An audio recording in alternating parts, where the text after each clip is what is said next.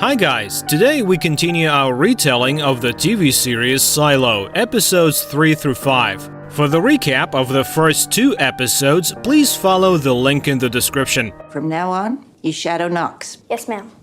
People living in the bunker discovered strange 90-meter-high machines on the ground, remnants of a past civilization, and realized that it was with their help that their shelter was created.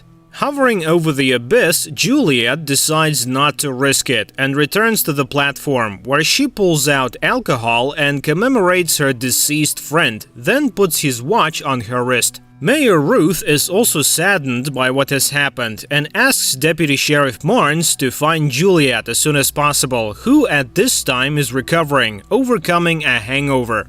But then the dishes start to vibrate, a sure sign of a generator breakdown, and Juliet rushes to her workplace. At the same time, Marnes notices that Ruth's thermos in the bag is leaking and hands her his own. Running to the spot, Juliet roughly pushes her young assistant away from the generator, causing her boss's indignation. She insists on a complete shutdown of the generator. If it breaks down, no one will be able to fix it.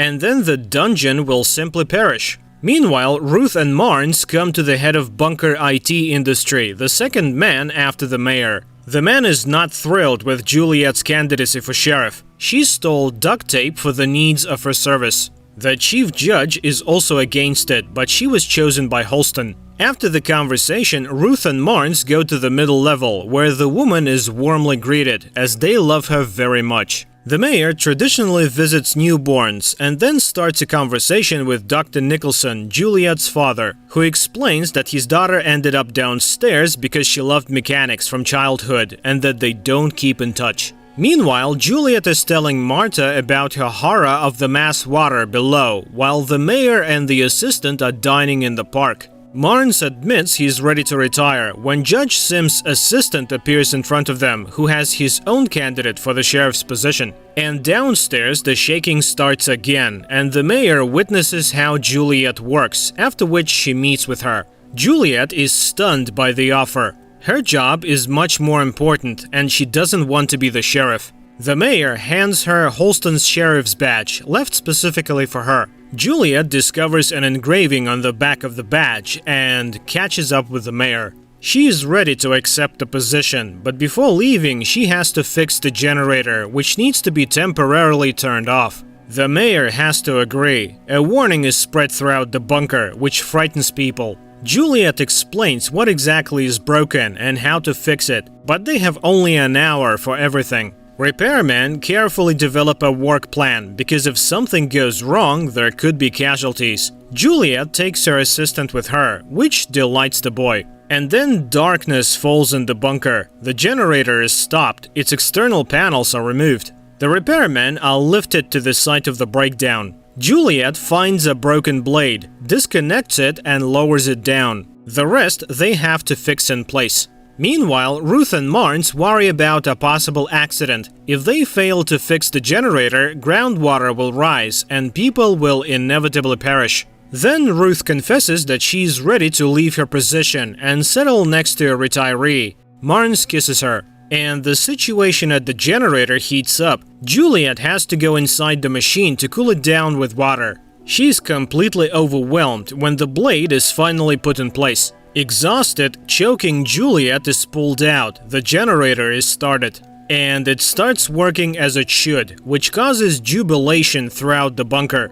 The lights come on, which means life goes on. After everything, Juliet comes to Marta and gives her the antique found by George, asking her to figure out what it is. Meanwhile, it's time for her to go upstairs to start her new job. She says goodbye to her friends and, flipping Holston's badge, reads the word truth on the back, while the mayor signs her resignation. But then the woman feels unwell and goes to the restroom, while the assistant chooses wine for the evening. But the noise of a fall is heard from behind the door, and opening the door, he finds Ruth on the floor with a bloodied mouth. Juliet remembers how as a child she helped resuscitate her brother after a bout of illness and how she rejoiced when the boy recovered. Then she is called to the mayor's office. She goes there and becomes a witness to an argument between Bernard, Marnes, and Sims. Marnes is sure that a criminal poisoned Ruth's water in the thermos with rat poison somewhere on the middle level. Everyone knew that the mayor was going on a bunker tour. And everyone knew that the one going takes a bottle from a companion's backpack simply because it's inconvenient to reach into his own. And if Ruth's bottle hadn't leaked, he would be the one lying on the floor now. Then the men notice Juliet. Bernard is forced to accept her without an oath, for he too is assuming the position of mayor, abiding by the charter without going through an election. The woman sees Marnes grieving and again recalls her childhood. Her father asks her to pack up her mother's and brother's belongings, as they might be needed by someone. In the present, Juliet walks through the dining room, noticing a lone man sitting at a table when she is called by the sheriff's secretary. The woman escorts her to the office and explains the rules. Juliet asks for George's case to be brought in and examines the office and the cell, from whose window you can see the tree under which Holston and his wife found their final rest. Then, going into her new dwelling, she remembers again her childhood, when she brought her family's belongings to the sorting point, where the receiver sympathized with her. Later, the girl prepares her own food and then repairs a long broken chair. And then, when her father arrives, she breaks down. Why is she experiencing all of this alone? The girl cries, hugging her brother's toy, and the father apologizes that not everything can be fixed. Adult Juliet wakes up from a knock on the door. Bernard is ready to take her oath. Later, she searches Holston's office and learns that the sheriff left George's case on his desk specifically for her.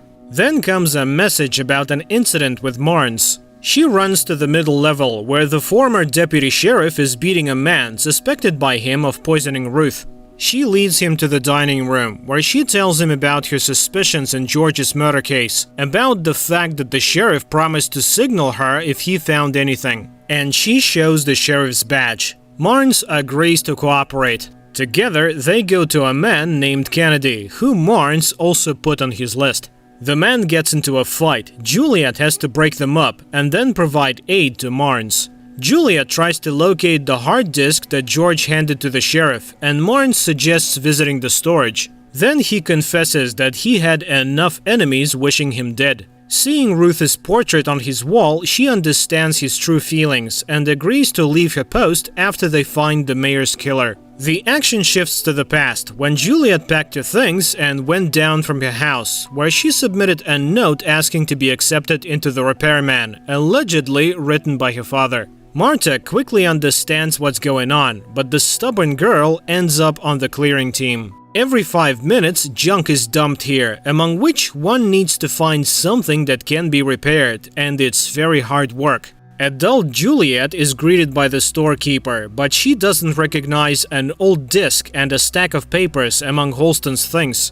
Back to the past again. Juliet is going to Marta, where her father is waiting for her. The girl is pleased because she gets so tired during the day that she has no time to think about the loved ones that she lost. And here she's in her place. Marta accepts the girl. In the present, Marnes rigs up a homemade punching bag and takes out all his pain on it. But then Sims knocks on the door. He found out that Marnes beat up a man who was accused of illegal trade in homemade alcohol, from which many suffered back then. And then he reports that the judge is ready to dismiss the new sheriff from her position, to which Marnes advises not to rush, for she was chosen by Holston. The sheriff herself gets acquainted with the man in the dining room. Lucas turns out to be one of those who read the play from which the woman got her name. After Sims leaves, Marnes remembers Ruth, and then hears Juliet's and Marta's conversation over the closed circuit, where the sheriff confesses that she found an assistant.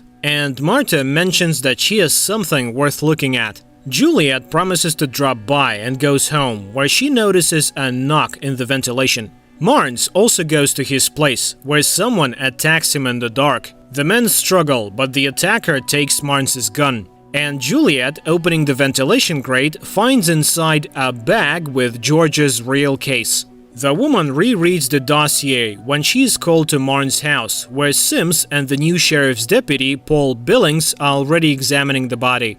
Bernard asks everyone into his office, but Juliet stays, conducts an inspection of the crime scene, and finds a piece of paper with a list of suspects in the deceased's pocket. Later, she suggests burying the couple together. By the charter, this is not allowed, but on the other hand, the romantic component will distract attention from the murders. And then a race to the top in memory of the mayor will be announced. People will cheer, drink beer, and get distracted. Later, the burial ceremony takes place. Ruth and Marnes are buried in the same grave. Bernard gives a speech, after which Juliet, with her inherent straightforwardness, speaks about her attitude to her appointment. But she will remain faithful to her duty to the end. In the concluding part, all who came bite off an apple, throwing the core into the grave, so that a new tree grows from the remains, giving life. Returning to her office, Juliet finds there a lawyer from the lower level, Hank, who worries about her, as indeed everyone does below. He reminds her that he is always ready to help. Later, the secretary again reminds that for her, Holston is the best sheriff. And she also understands that Juliet agreed to accept the position only to find out the truth about George's death. She's ready to help, but only for a return favor. Juliet has to find out who really killed Marnes, because justice does not concern the judge. For her, the main thing is maintaining order, so she will pin the crime on anyone available. Then they will force Juliet out, and then they will put a person pleasing to the lawyers in her place. Juliet goes to find out the circumstances of Marnes' death, and secretary advises her to take Paul with her, otherwise the woman might make a mistake, due to which the lawyers will not accept any evidence. However, stepping onto the level, she lets Paul go for lunch. In the meantime, she remembers a recent altercation between Marnes and Kennedy, whose name is on the former assistant's list, and goes to him. He's not at home, and Juliet picks the door lock, searches the apartment, and finds a box of poison and a picture of Ruth, which used to hang on Marnes' wall. And Paul, in the meantime, goes to Sims, who introduces him to Doug, a candidate for his assistant. Meanwhile, Juliet finds Kennedy, and after talking to him, takes him to a safe place, then meets with Paul, who confesses that Sims suspects a man named Ralph, whose name is also on the former assistant's list. But unexpectedly for everyone, Juliet requests a warrant for Kennedy's arrest. The secretary does not understand what is happening, and then Juliet explains. Paul got the name from the lawyers, which means that they decided to set him up. But during this search at Kennedy's, they will find the drawing and the poison, so the sheriff will appear incompetent, and they will remove her, putting Paul in her place. She runs to Kennedy's dwelling, where she meets Doug, and accusing him of planting evidence, tries to arrest him. Doug starts to run, and Julia chases after him. The race to the top, which has started, complicates everything. In the rush, Doug throws the woman over the stone railing, but she manages to grab it and hangs over the abyss. Doug tries to tear her hands away. She pulls out a knife but drops it. And when it seems that she will inevitably crash, a girl from the crowd notices her. Doug runs away, and passers-by who came to help her pull Juliet up. Meanwhile, Doug goes to Sims, to his secret apartment. He's not pleased. Doug should not know about this place. And then, learning about his failure, he asks to show a note prepared for Kennedy, where he writes about his wish to settle scores with life, and tells him about his father, who was a cleaner. The father was a silent man and never revealed his thoughts. But once, when a classmate really messed with young Sims, the bully's family suddenly moved somewhere. And once the father showed him this door and promised to take the boy as an assistant. And only now did Sims understand what his father was really doing. Doug has two faults, with George and now with Kennedy. He is ready to choose a handyman. Sims accepts his oath and then throws the man down. He does not need losers. Later, Juliet tells everything to the judge, and the note found in Doug's pocket confirms that he drew the line himself. The judge thanks the woman for her service and orders to close the cases. Bernard apologizes for not trusting her, and Juliet requests time off to go down for her things. At night, passing through the dining room, she again sees Lucas, who draws her attention to the celestial fires that are also moving in certain orbits. But no one knows what it is. Juliet goes down to Marta and asks her questions about these lights. But Marta has no idea what she's talking about. However, she's ready to show the knife that fell down to them from above. The woman is concerned about Juliet's safety and talks about the artifact that Juliet left her. But her magnifying glass is too weak, and the charter forbids making stronger ones. Marta does not understand why they can't make means to move across horizons. They don't even have regular elevators. It's strictly forbidden to increase the power of mechanisms, so for this artifact she faces death. But Juliet does not want to drop her new case. They finally believed her and are ready to work with her. Then she learns what exactly happened to George, but for that, bait is needed. And Juliet goes to the lower cave and takes an artifact from George's box.